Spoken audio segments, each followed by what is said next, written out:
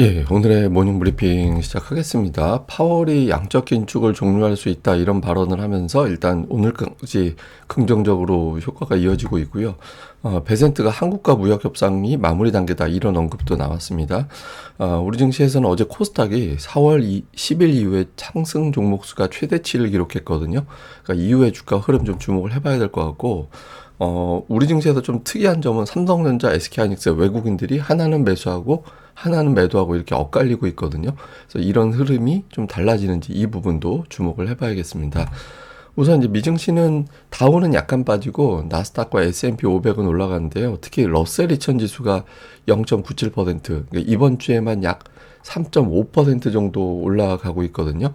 지금 올라가고 있는 추세가 작년 11월 이후에 최대치예요. 그래서 중소형주 쪽에 매수 강도가 상대적으로 강한 이제 그런 모습이 나오고 있고, 시장 전체적으로도 상승한 업종이 더 많았습니다. 그러니까 11개 업종 중에서 4개 빼고 7개가 올라가는 그런 모습을 보였고 1% 이상 상승한 업종도 제법 있었거든요. 그래서 전체적으로 시장 흐름은 좀 괜찮은 편이다. 그러니까 지수보다 또 흐름 더 좋게 보이고 있다. 이렇게 볼 수 있는데, 이런 환경을 만들어준 건 역시 파월 의장의 발언.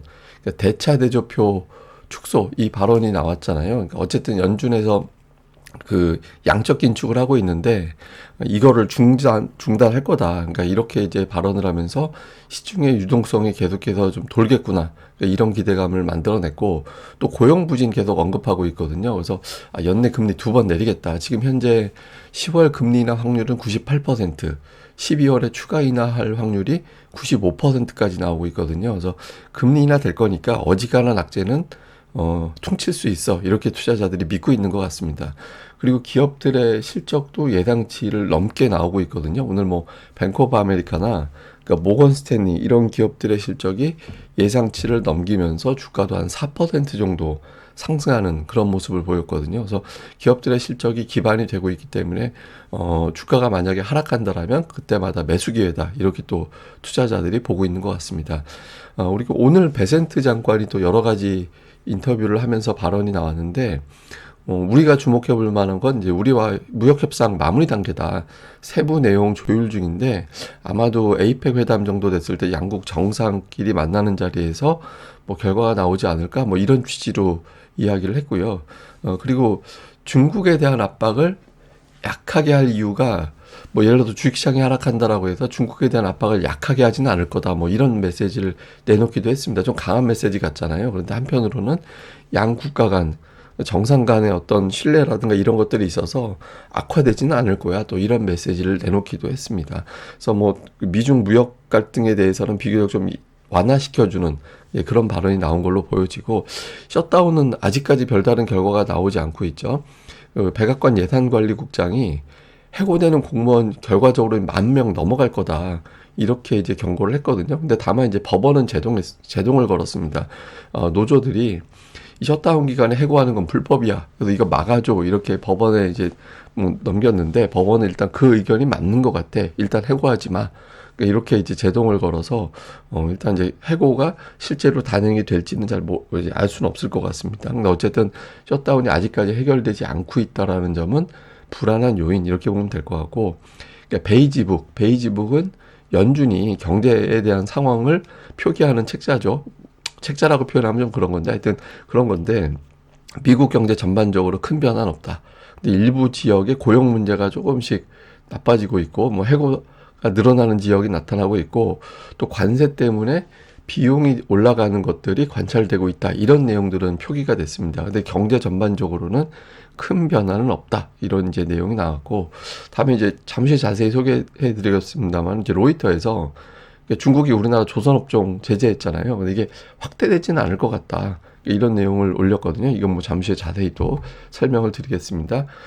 뭐 어떤 내용이냐면, 그러니까 중국이 조선을 더 세게 하기에는 중국 입장에서도 실이 좀 있다라는 거예요. 그러니까 중국 철강 제품에 적지 않은 비중을 이제 한국 조선사들이 수입을 해주고 있고, 또 엔진은 자기네들이 또 조달을 받아야 되기 때문에 만약에 한국의 조선업을 제재를 더 크게 만들면 자기네들도 손해다라는 거예요. 실제로 우리나라 이제 조선사들이 사용하는 강판의 20-30%는 중국에서 조달한다고 하거든요. 그러니까 중국 철강사들이 좀 손실이 나게 되는 거잖아요. 그래서 이런 것들이 좀 문제가 되고, 또 한편으로는 그러니까 미중 간의 어떤 갈등 문제 때문에 해군 관련된 수주를 한국이 많이 할 것 같다. 그러니까 이런 기대감이 좀 있다.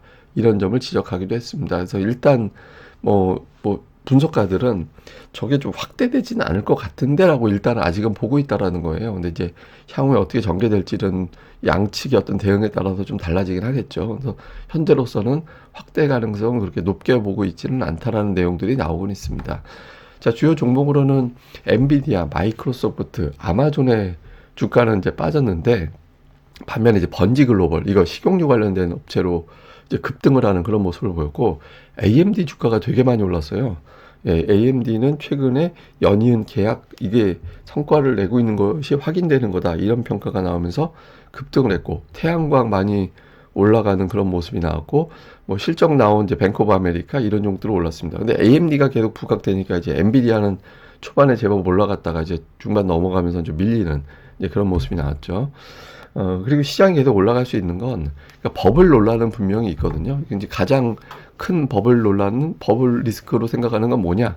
이렇게 얘기했을 때 이제 AI 버블이다. 이렇게 이야기를 하는데, 근데 정작 가장 많이 주식을 거래하고 있는 거는 이제, 그리고 계속해서 끌고 갈 거는 또 메가세븐이라고 지적을 하고 있어요. 그리고 현금 비중 계속 낮아지고 있고, 그러니까 뭔가에 투자를 하고 있는 거죠. 주식이든 채권이든. 근데 지금 주식 비중이 상당히 높아지고 있거든요. 그래서 버블 논란에도 불구하고 운용사들은 계속해서 주식을 매수하고 있구나라는 점이 확인이 되고 있는 이제 그런 상태입니다. 그리고 워낙에 글로벌 AI 투자 지출이 강해요. 그러니까 계속해서 이제 내년도 2조 달러까지 나오고 있다 보니까 이런 점 등이 계속해서 이제 시장을 끌어올리는, 또 AI주에 대한 주목도를 높이는 그런 계기가 되지 않을까, 일단은 그렇게 보고 있는 걸로 추정이 됩니다.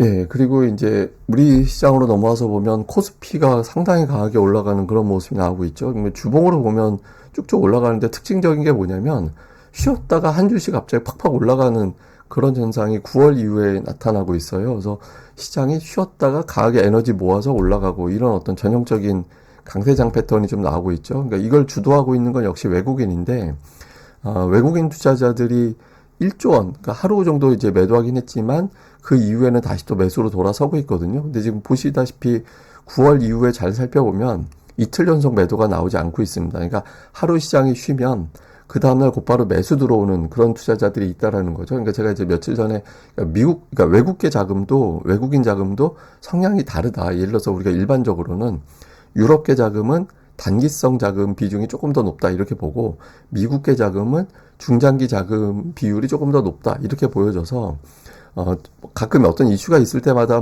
유럽계로 추정되는 단기성 자금이 빠져나가도 중기 자금이 따박따박 물량을 받아내면서 그 다음날 바로 이제 매수 기회로 활용하는 그런 움직임이 있는 것 같다, 이렇게 보여지거든요. 그래서 지금 이틀 연속 매도가 나오지 않고 있다라는 점은 계속해서 주목을 해봐야 되고, 또 이 기조가 계속해서 이어지는지도 좀 체크는 계속 해봐야 될 것 같습니다. 그리고 이제 삼성전자 매수가 워낙 강해요. 그러니까 이게 삼성전자 수급을 보면 최근 들어서 계속 매수거든요. 그러니까 최근 한 달 동안 보면은 이틀 정도 빼놓고는 계속 매수하는 그런 움직임들이 나오고 있어서, 삼성전자에 대한 매수 기조가 계속 이어진다라면 쉽게 시장이 밀리진 않겠구나. 그러니까 연속적으로, 조정이 없을 리는 없지만 연속적으로 빠지진 않겠구나, 이렇게 투자자들이 생각을 하는 것 같습니다. 그리고 이제 코스닥은 어제 주목해 볼 만한 게, 상승 종목이 1300개가 나왔거든요. 근데 1300개 나오는 게 별로 흔하질 않아요. 그러니까 올해 들어서 별로 안 나오는 현상이고, 마지막으로 나왔던 게 4월 10날. 4월 10날 그때 상승 종목 수가 1500개 이상 나온 적이 있었죠. 그러니까 그 뒤로 가장 많은 상승 종목이 나왔는데, 1300개가 나올 때는 주가가 언제 나오냐면, 상승하다가 하락으로 전환될 때나, 그러니까 이제 기술적 반등 나올 때, 하락하는 과정에서 반짝 한번 반등 주고 다시 빠질 때, 아니면 상승이 본격적으로 걸리기 시작하는 시점, 이제 그때 나오거든요. 그러니까 다수의 종목을 올렸다라는 거는 뭔가 좀 큰 변화가 있다라는 거잖아요. 그래서 코스닥 시장의 어떤 의미 있는 변화, 그러니까 이대로 횡보만 하는 게 아니라 아주 강하게 올라가던가 아주 빠지던가, 이제 둘 중에 하나가 될 것 같아서, 코스닥 시장은 이제 지루함만 이어지다가 뭔가 이제 방향성이 나올 그럴 가능성이 높다. 그러니까 이 점도 우리는 또 체크는 해봐야 될 것 같습니다. 주요 종목들 보면 삼성전자가 95,000원 까지 이제 올라가면서 PBR 밴드 상단을 다시 넘기는 그런 움직임이 나왔고요. 그리고 현대차 주가가 이제 최근 들어서 보면 자동차주는 좀 지루하죠. 그러니까 좀 갇혀 있는 상태에서 그제 강하게 올라갔다가 어제는 좀 지수 올라간 폭에 비하면은 좀 쉬는 그런 모습을 보였고, 증권 업종이 워낙 시장이 강하게 올라가고 있고 부동산 관련된 정책이라든가 이런 것들이 증시의 자금을 또 추가적으로 끌어들일 거다. 그러니까 이런 기대감이 나오면서 이제 상승하는 그런 모습을 보였고요. 제약바이오주들도 좀 어정쩡하게 움직였었는데 어제 삼성바이오가 되게 실적 잘 나올 것 같다. 이렇게 이제 나오면서 강하게 움직이는 그런 모습을 보였죠. 그다음에 조선사는 제재, 그러니까 중국의 어떤 제재 이슈라든가 이런 것들 때문에 좀 주춤하는데 최근에 좀 주가가 약했던 게 상대적으로 약했던 게 뭐 조선사가 박스권 정도 가고 있었고 자동차가 좀 약했었거든요. 근데 이제 뭐 약간 이제 변화되는 움직임이 나왔는데 어쨌든 이 중에서 제가 뭐 여러 번 말씀드리지만 반도체가 그동안에 독주하다시피 했었는데 과매도권 내려가면 좀 추가가 된다. 근데 이게 이제 순환매 형태가 될 수도 있고 여기서 한 두 개 정도가 이제 보조 주도주로 아예 추세를 잡아나갈 가능성이 있어서 계속해서 이제 업종별 수급 구도 뭐 매일 제가 보여드릴 겁니다만은 좀 체크는 계속 해보시는 게 중요할 것 같습니다.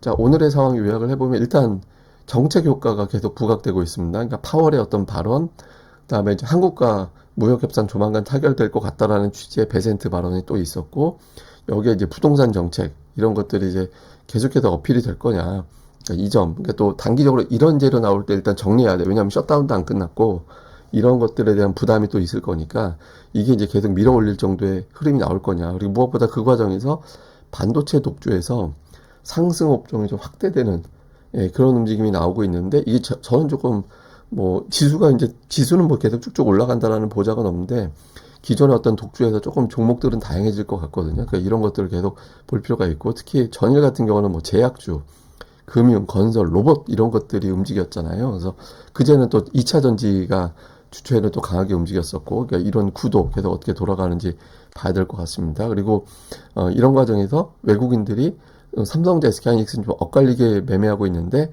좀 일관성 있게 같이 매수하느냐. 그 다음에 코스닥 쪽에서는 기관들이 수익률 게임을 주도하고 있으니까 어떤 종목을 어떤 업종을 매수하느냐 이런 수급의 구도 이거를 계속 살펴보도록 하겠습니다. 예, 지금 예탁금이 제법 올라왔거든요. 그러니까 80조 원 언저리까지 올라왔는데 이게 원래 이제 그 월말 월초, 근데 이번 달에 월초가 추석 연휴라서 이제 지금 월말 월초에 어떤 급격한 변동성이 나오고 있는 걸로 보여지는데, 근데 어쨌든 저점 대비 예탁금이 20%가 증가하면 코스닥의 유동성 장세가 만들어져요. 그래서 지금 저게 이제 이틀 동안 7조 원 들어온 건 좀 일시적인 자금도 좀 붙어 있는 걸로 보여지는데, 어쨌든 이번 주 후반까지 80조 원의 어떤 예탁금이 유지가 되느냐, 그것까지 만들어내느냐. 만약에 이어지면 코스닥은 유동성 장세로 바뀌게 될 가능성이 있습니다. 그래서 향후에 예탁금의 증가 이렇게 되고 유동성 장세에서는 또 주도하는 한두 업종은 굉장히 큰 수익률이 한 달 반 동안 나오게 되거든요. 그래서 뭐 이런 환경이 실제로 만들어진 건지 아니면 착시 현상인지 향후 예탁금 추이도 계속해서 참고해 보시는 게 중요할 것 같습니다. 예, 그럼 또 오늘 하루 또 잘 보내시고요. 저는 다음에 뵙겠습니다. 이 방송 구독하기와 좋아요 꼭 부탁드립니다. 감사합니다.